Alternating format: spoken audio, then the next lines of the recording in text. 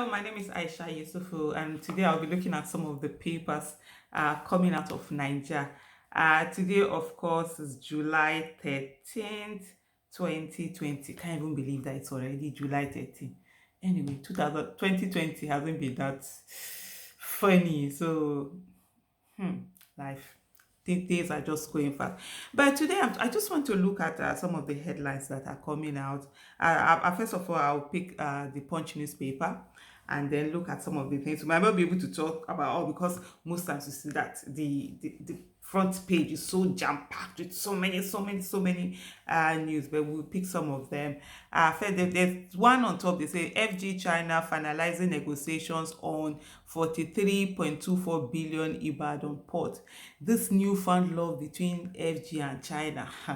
Now, wow, hope you're not going to pay for this. I mean, who is negotiating this deal? Are we getting the best deal as a nation or as some kickback and all of that? All of a sudden, if you notice, since when the West became very strict on issue of corruption, that if there are companies, even if they are not in their own country, they perform any act of corruption, they will be prosecuted. You find that there's newfound love between Nigeria not using any going to China and all of that. You might say China is cheap and everything, but is it only cheap? But then let's hope a lot of things are being done the way they should. Then we have one here that say FG orders power project contractors back to sites. Well, hope they pay them their money and they have the right thing to be in that site. I think campaign for Buhari, why with Jonathan? Dasuki says, oh please, 2015 is over and done with. 2019 is done with. Let's focus on governance. Let's focus on what we need to do. Let's make demands. Whoever campaigned for him or didn't campaign for him, that's everybody's personal business. Even if Dasuki campaign for him, it's his personal business. What should matter is that we have an incompetent president that all of us should be making demands on. For me, basically, that's what matters. Then this one here, petrol subsidy gulped 101.6 billion in 3 months, says NNPC. This petroleum subsidy, I don't even know. It just gets me worked up anytime I think about it, because for me, I've never, ever wanted petroleum subsidy. And that was the reason why when Occupy Nigeria happened, I didn't take part in Occupy Nigeria because I wanted subsidy to be removed. Unfortunately, people, the way the whole of it was done, people reacted to it, and at the end of the debate, remember that Buhari, before he became president, said that anybody, why did they put it? There's a way that anybody who says they are, what subsidy are they paying, that the person is a fraudster, so automatically he's a fraudster. But then this government has repeatedly said to us that they were no longer paying subsidy. I think that was the reason why when they increased the fuel price, nobody really said anything when Buhari increased the fuel price to such with such huge amount. But yet here we are, every day we keep hearing of this subsidy that's being paid. Imagine 101.6 billion in 3 months. What that could do in education, what that can do in health, what that can do in security, what that can do in providing enabling environment for entrepreneurship, and a whole lot that can do. And we're paying this for subsidy on what? Subsidy on petrol that is being used for luxury. It's not even something, it's not even diesel is not subsidized, and this is the one that is used in commercial basis. Big trucks, big lorries for moving goods and services, they use diesel. Industries use diesels, commercial places, and here we are subsidizing what we are using for luxury cars rather than what we are using to grow the economy. So you can imagine what kind of a nation really we are. Then let me just quickly go on to so many things. 6 properties cornered by top EFCC officials, Magus Francis panel. And then this also says that suspended commission boss failed to account for 332 recovered houses. All allegations are lies concocted to tarnish Magu's image, says counsel. Whatever it is, we want the truth. I want Magu to sink, please. All the news. For me, this administration is the most corrupt administration we've had in Nigeria so far. It's so unfortunate that every one that comes becomes more worse than the last one. But hey, the fact that this one is bad and worse doesn't make the other one better. Never, never, ever. We must never accept and take that on. But the corruption in this administration, Hey, man. We will use popcorn. And unfortunately, all the things are coming up. Then we have another story here that says, still on Punch, that says Lagos doctors begin strike over wage disparity orders. It's so shameful. It's so shameful and painful that in this moment where doctors should be taken care of, they should be made to be good. They are putting their lives on the line, that we are still owing them things like wages.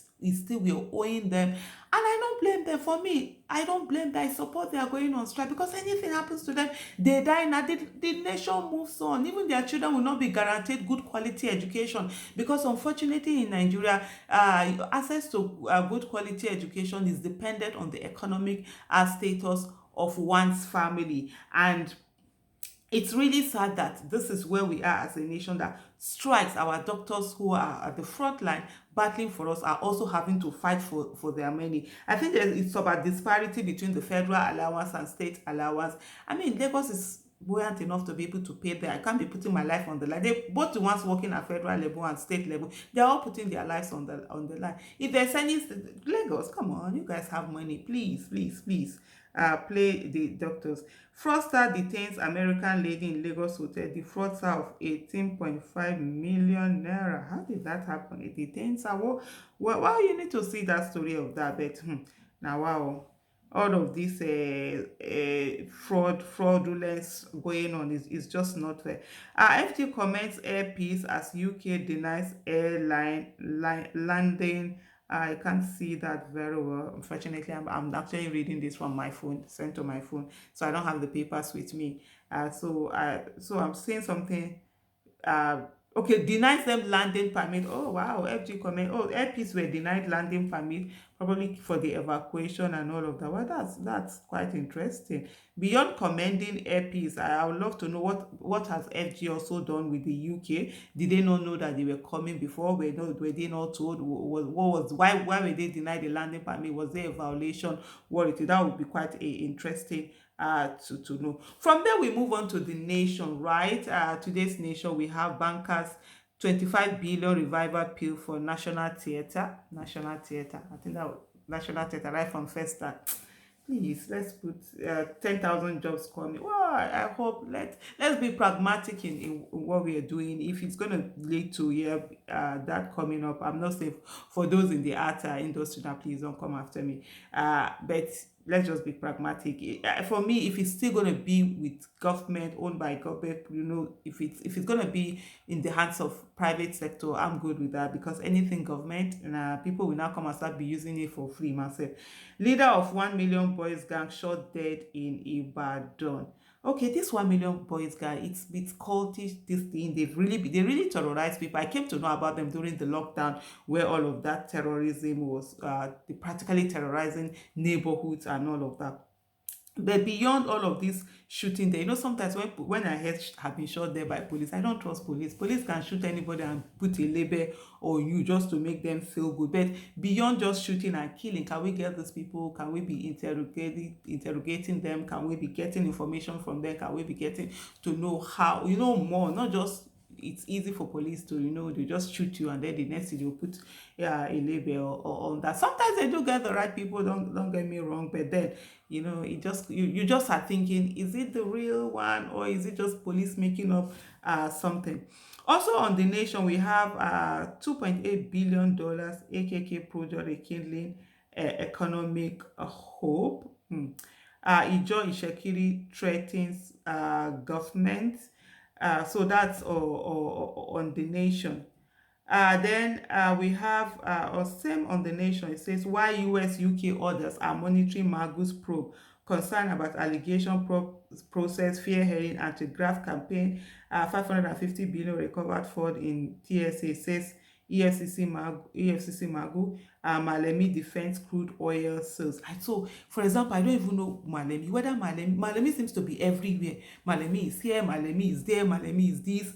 Can you just focus on the judiciary and ensuring that we have reforms that we need and everything really. Left for me, honestly, since the president can be the minister of petroleum, I see no reason why Osibanjo couldn't have been the minister of the attorney general or whatever. So let him share something, at least let's have something. Let us have put his son and his professorship to use, since we can't find him anywhere else. Let's have him do something, the way he was able to reform the laws in Lagos, the judicial system in Lagos. If we could do that on the national level, that was one of the things I was looking forward to with him coming in 2014. But hey, it's been such a disappointment all over. But this issue of US, UK, others are monitoring Magus probe, for me it's a good thing. Let everybody put eye there. Let there not be any sweeping anything under the carpet. Let there not be any, oh, because I know two people are fighting. And because I've said this before, I said this, his arrest, one of the questions I asked was, his arrest, is it really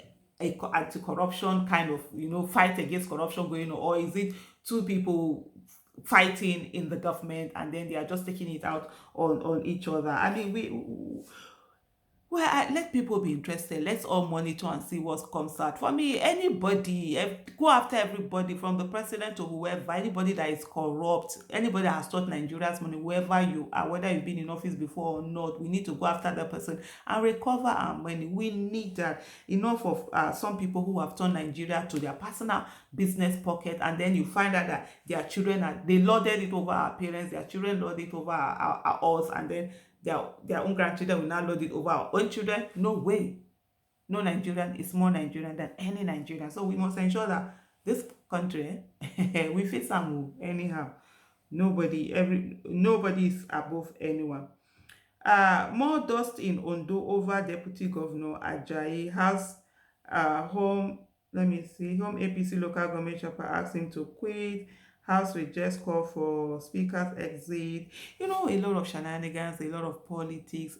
Nigerians are ever in that election mode instead of sitting down and doing governance. And for me, I like what is playing out there. One of the things that we've seen consistently is the fact that the state assembly and the we find out that the governor is always like in control of the state assembly and everything like that. That has to stop. We must get a place where state assemblies begin to have their own lever, begin to have their own autonomy, begin to have their own say. Not that if the governor says you should go this way, and automatically they all have to go that way. I think that's to do with the nation. The next thing, we move on over to the Guardian, and the Guardian, of course, the first thing that FG states borrow more, crowd out private sector. This borrowing, real sector faces tougher times. Economists see more value in local bonds. Let me just read a bit from what he said. The months ahead may be more daunting for the real sector as government debt funding plans are at higher cost, threatens to crowd out private sector investment and stifle local manufacturing. The scenario is the same at both national and subnational level. The current federal government has come under severe attacks in recent times for its alleged penchant for debt, which is current level, quarter of 2020, starts at 28.63 trillion, according to the National Bureau of Statistics. The nation's data body also said that a total of 3.69 trillion was incurred in just 1 year, representing a 15% increase from the 24.94 trillion it was at the same period last year. While the external debt stands at 9.99 trillion, at 34.89%, 18.64 trillion, 65.11% represent the domestic component of the component of the loan, of course.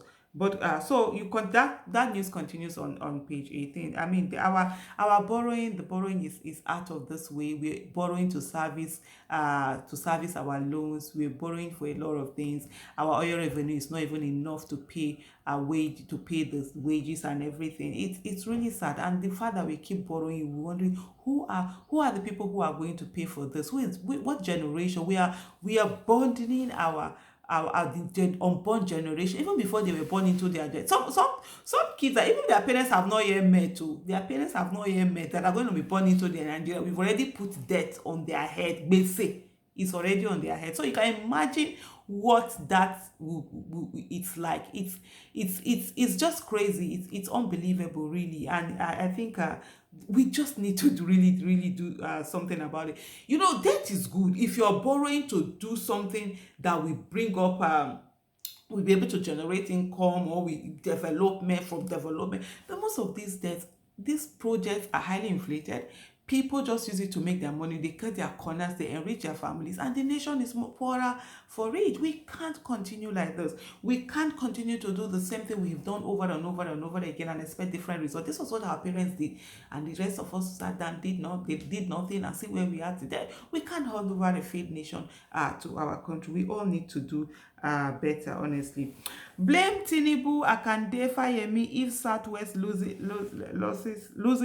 2023 presidency. Really, it will be unfair to blame them alone, says YCE. We need restructuring, not presidency, says Okoromu. I hope I got that right. I like that. Not presidency, it's restructuring. Next president should be Igbo. Aka Ikenga insists. Gosh. Katsina State, they've been, I think, is the worst hit state in terms of security and everything, poverty and whatever. Their son has been president for over 5 years now. How has it helped the people there? This is not about the color of your skin, or the color of your eyes, or the texture of your hair, or the language you speak, or your religion, or your gender, or your age. That's not what should be talking about when it comes to presidency. It should be capacity, who is capable, who has character, who have what it takes, who have real integrity, not the mouth integrity, real integrity, who has passion for Nigeria, who is patriotic, who is honest, who can delegate, who is forward thinking, who is problem solver, who knows where the world should be in 50, 100 years, and already has plans for us. Those are the kind of people we should be looking at, considering for president. Not that it should be Igbo, it should be Hausa, it should be Yoruba, it should be Esako, it should be Ibibio, it should be Ishekiri, it should be this, it should be this. Come on, all this, it should be this. Where has it taken us to? Where are we with all this? It should be here, it should be there. That we're still talking like this, 2023. We see, anyway, I don't blame them. I blame Nigerians who sit down and do nothing and are praying to God to solve their problems. They think God will come from heaven and come and solve our Nigerian problem. But let them be doing what we are doing. In the measure we, all the rest of us, we are escort now. We'll be watching them as we no get say or mouth. They say Nigerians fight for economic balance as recession becomes. Honestly, recession is really on ground. Families are finding things very tough. Things are so expensive in the market. I mean, yesterday I was talking to one of my sisters, and she was mentioning that the fact that, spaghetti, it's about 200. And I'm like, oh my goodness. The last time I actually knew spaghetti, I thought it was 18 years. She was like, auntie, that's a long time ago. And I'm like, the revenue is going down. Places are shutting up. Like earlier, we saw that on that guidance earlier, where we talked about, real sector facing huge challenges, manufacturing, agriculture, and all of that. When they face challenges, some of them are going to close shop, and when they close shop, guess what happens? People are going to be retrenched, people are going to be sent home, people are going to be fired. When the economy is contracting, companies can't thrive. Some of them close, and when they trim down, and when they do that, people lose their jobs. So you see, income is reducing, yet inflation is going higher, things are more expensive. For how long are we going to continue like this? And so it's really so much going on. Akpabio Nune in first exchange over NDDC alleged for, oh my goodness, that Niger Delta, oh Lord have mercy, from the Niger Delta states governors through the NDDC to, I so amazing, the money that has gone over the year, the people aren't getting anything. Imagine 40 billion. How can you spend it? Just one agency that is supposed to there and uplift the people. I always say that Niger Delta states should be the envy of Nigeria. Other states should be, people from other states should be coming there to even work for the state, because even their minimum wage should be so high that people, sometimes if you want to look at Nigeria matter, you don't even know actually where to take it from. But you see, a lot of time what we have is so much corruption. Resign now, although deputy governor tells assembly speaker. So that one is those ones fighting their own fight. If you want to see the news, that will just go in there and check that. Well, the next thing here that I'm going to check is our daily trust. Of course, Magu, no interest on funds in TSA. Okay, that's still continue. We've spoken about a bit about that. Prices of food continue to rise despite lifting of interstate travel. But of course, interstate travel, but when dollar goes up, we are a country that is affected by a lot of things. So many things. These are more expensive. It's just crazy.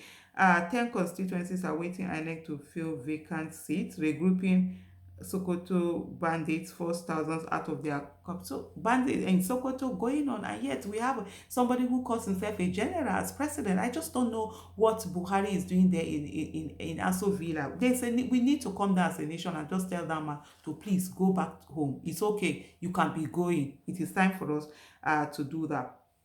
Okay. So we've talked about this. There are so many other three killed, two girls abducted in Katsina.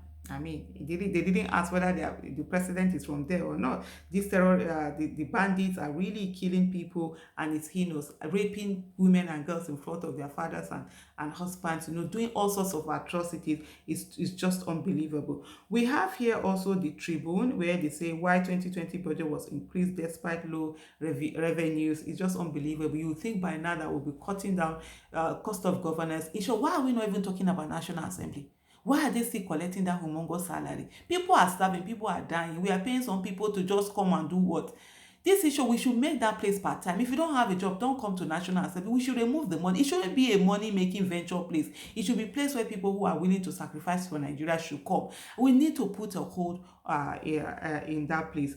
How security forces killed Ebila Ibadan's 1 million boys gang. Okay, we've seen something. Parents teacher may meet education minister today on 2020. Life is very important. We should be careful about all this issue. We should look at what we need to do in a very pragmatic manner. Versus auction my approval legal. Hey, oh shit, my lemmy be like saying that the guy they reign for Nigeria now. He just gets everywhere. The guy just enjoy. Hey, Nigeria level. Why? At the end of the day, the country. This is what happens when there's no leadership. It's about the law of the land. Buhari is there.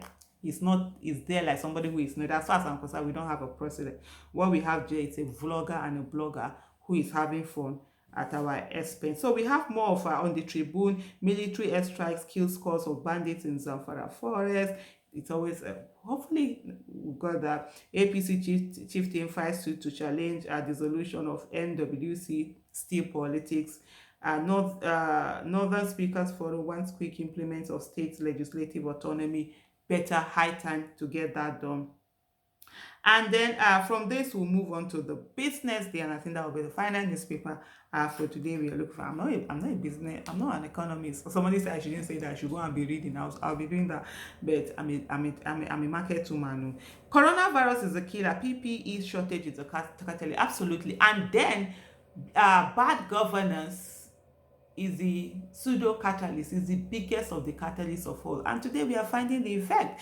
And one of the things about coronavirus is a leveler. It doesn't know whether you are rich or poor. You can treat yourself. I see that they've cornered a lot of the hospitals, their private hospitals. You finish treating yourself, you finish getting you know what will happen? It is your house help, it is your gardener, it is your whatever will reinfect you. So we are all in this together. So the better all of us put our heads together to ensure everyone is taking care of it. It's not a disease that you can forget it for people in the slums and forget about it and continue your life. It's not like a meningitis, or you say you are in a place where you are not overcrowded, you are not this, you can escape it. It's not like cholera, you can say, okay, you are not moving here, or let them be dying, or it's not like polio or any of those things. This affects every one of us. This will come after us. You take care of yourself, finish, another person through the air. You don't even you just come and infect you. So it is in our own interest to ensure that we do all we can to bring an end to this, to provide the things that are needed.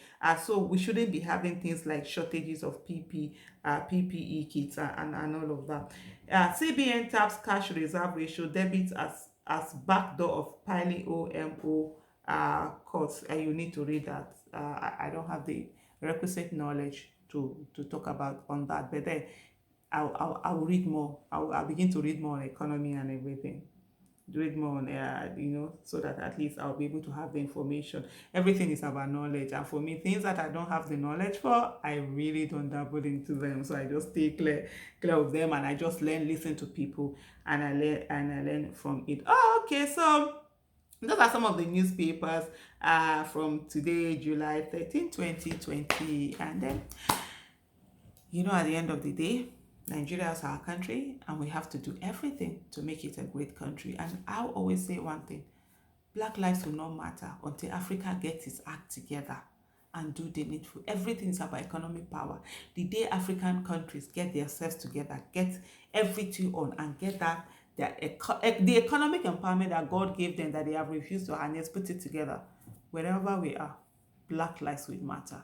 Because when your pocket is heavy, they won't look at your color. They will know what to do. Once upon a time, the Asian lives didn't really matter. See how they braved themselves up. Nobody is looking down on them. We must do all we can to ensure that we are not also looked down upon. Thank you. Bye.